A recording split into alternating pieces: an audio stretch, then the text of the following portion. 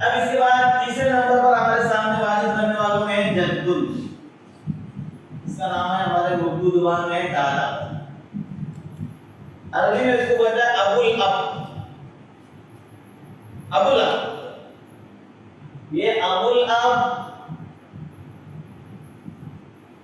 अबू, अबिल अब, ये भी दादा, ये भी वारिस बनता है।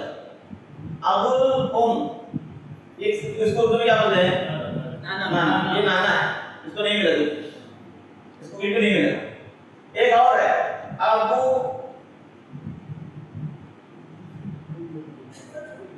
ये इसका नाम नाना का पर क्या है? अबू में ये भी वारिस भी है। दो मर्दों के बीच में एक औरत आई, दादा के लिए दादा जो वारिस बनता है उसको अरबी इस्लाम में जद्दे सही होना चाहिए। जद्दे फासिद है तो वारिस नहीं बनता। जद्दे सही वो है इसके बीच में कहीं औरत न पड़े, दो मर्दों के बीच में औरत न पड़े। यानी कि दो मर्द हैं उसके बीच में औरत आई। आप अरबी जानते हैं ना, जो कॉलेज के बच्चे हैं, अब आप सुबह बात उनसे बात मां, दो मर्दों के बीच में औरत पड़ी, लिहाजा ये जद्दे फासिद, जद्दे फासिद वारिस नहीं बनता, जद्दे सही वारिस बनता है। जद्दे सही वो ये जद्दे सही, ये जद्दे फासिद। तो अब दादा में जद्दों में जद्दे सही वारिस बनता है और जद्दे फासिद वारिस है। इसके लिए सबसे पहले इसकी हालत यह है कि पहले आपको मालूम होना चाहिए कि बाप की मौजूदगी में वारिस नहीं बनता।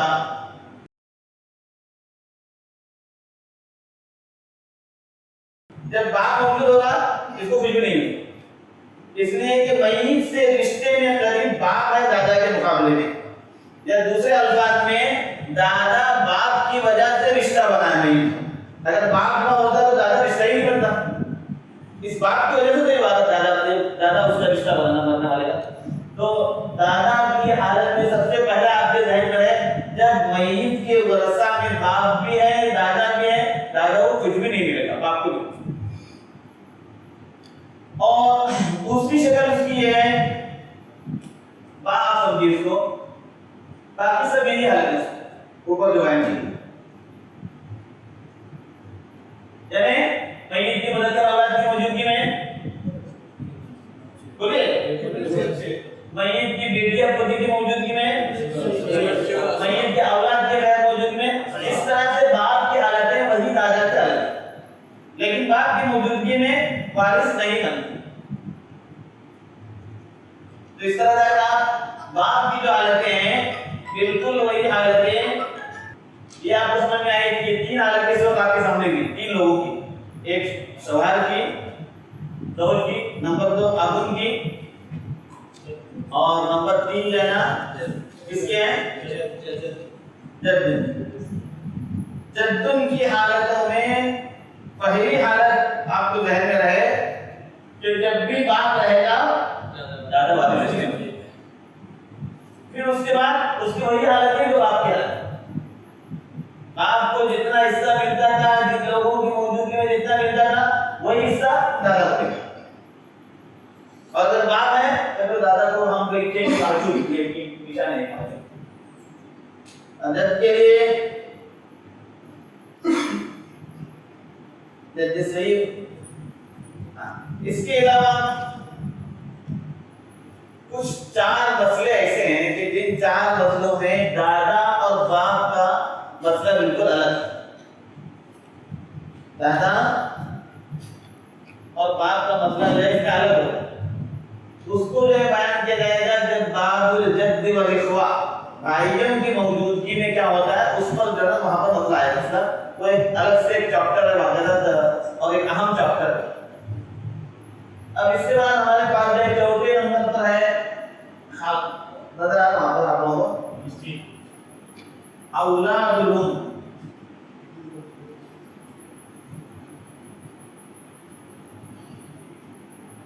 औलादुहुम इनका नाम अखियाफी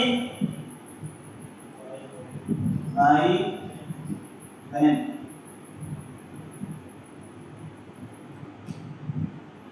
अखियाफी भाई बहन के बाद कौन? मय्यत की माँ और इनकी माँ एक, दोनों के बाप अलग, इनको बोलते हैं माँ शरीक या अखियाफी भाई बहन औलाद में। तो औलाद में उनकी भी इसी तरह से तीन हालत है। पहली हालत मिसाल के तौर पर इनमें से कोई एक हो,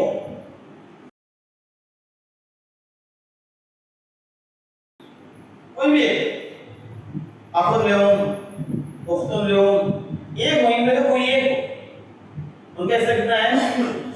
1/6। ना आसान है देखिए,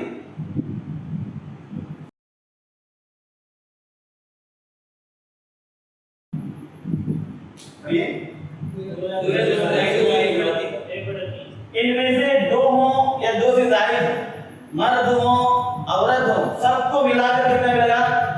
1/6।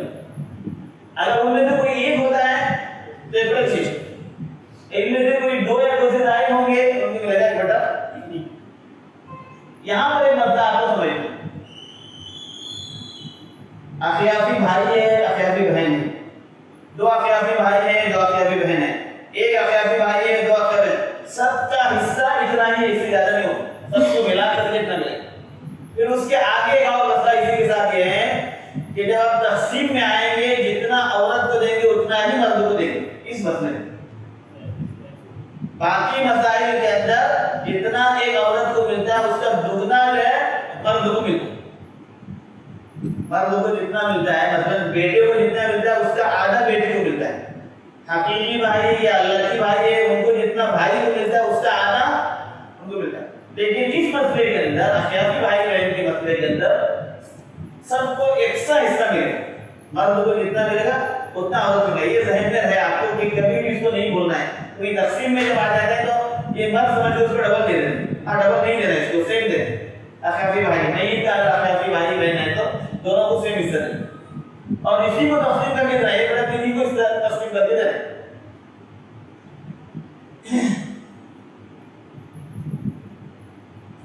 नंबर 3 जी,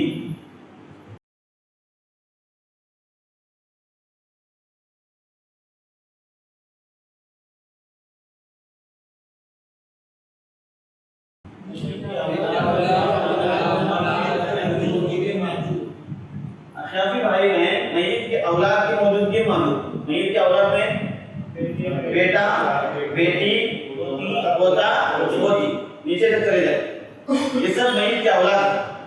और मय्यत के औलाद में बेटा, बेटी, पोता, पोती, परपोता, परपोती, नवासा नहीं, ये मय्यत के औलाद किसको कहते हैं? नवासी को औलाद में नहीं लेते। मय्यत के औलाद में से कोई भी हो, या मय्यत का बाप हो या मय्यत का दादा हो, इनमें से कोई भी है तो इनको कुछ भी नहीं है, ये महजूब हो जाएंगे, इनको बोलेंगे बी के लिए ये। इतने बात समझ आया आपने? इसमें आपको इसमें के मुताबिक कुछ पूछना है? कुछ चार के हालत है आपके सामने, इसको बताइए ना। आप जाते करेंगे इस तरह के मुझे हिस्सा दिया जाएगा, क्या इस वजह से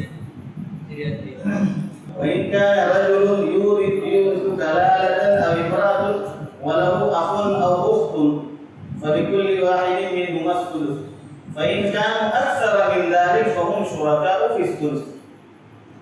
इससे मुराद इमरातुन वलहु अखुन अव उख्तुन, इससे मुराद जो है अखियाफी भाई, मुफस्सिरीन ने सब इसलिए कि हकीकी और अल्लाही भाइयों के मुताबिक कलाला वाली आयत में उसके अंदर दिख रहा है इन्हीं मरून हालत लैसा लहु वलदुन वलहु उख्तुन फलहा निस्फु मा तरक व हुवा यरिथुहा इन लम यकुल लहा वलद फइन कानत इस्नतैन फलहुमा सुलुसान मिम्मा तरक व इन कानू इख्वतन रिजालन व निसाअन फलिज़्ज़करि मिस्लु हद्दिल उन्सयैन। मर्द को दुगना मिलेगा, औरत को एक हिस्सा मिलेगा।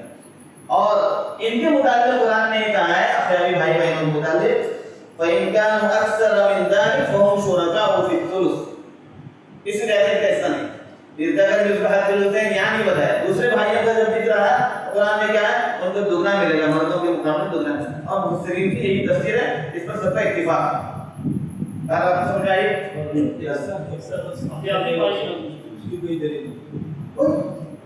हम शुरकाउ फी सुलुस ये है ना? नहीं हिकमत क्या है इसकी? शुरकाउ फी सुलुस है।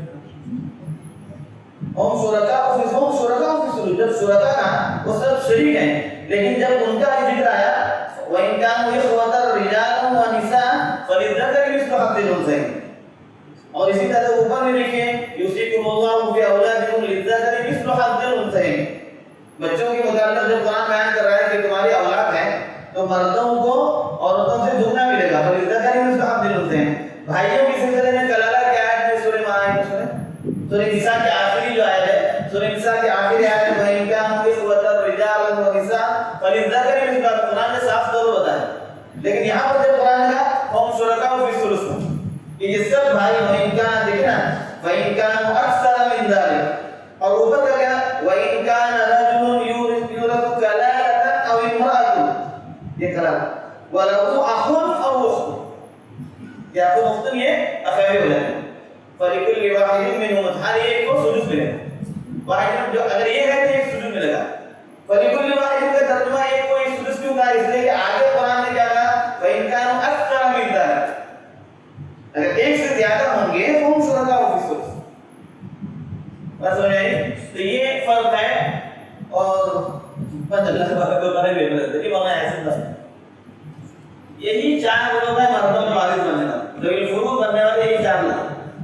इनके अलावा मर्दों में कोई ज़वील फुरूद नहीं है। यहाँ औरत भी आ रही साथ में, अलग बात है, भाई के ज़रिए में आई है औरत, अफियाफी बहन भाई के साथ आई है, इसलिए चार मर्दों के साथ उसका जिक्र है। वरना मर्दों में जिनका कुरान पाक में हिस्सा मुतय्यन करके बयान किया गया है, यानी उनका असबाब नहीं ज़वील फुरूद में बयान किया गया है, ये चार, इनके अलावा कोई भी नहीं।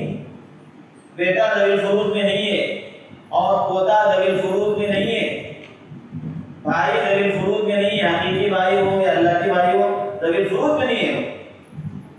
ज़वील फुरूद यही चार लोग, इन चार लोगों का आपके सामने जो है इसको हिस्सा पूरा आ रहा है।